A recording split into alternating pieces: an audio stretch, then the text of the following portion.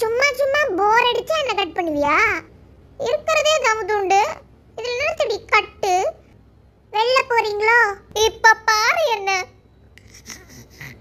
செத்த காக்கா மாதிரி ஆயிட்டேன். செத்த காக்கா.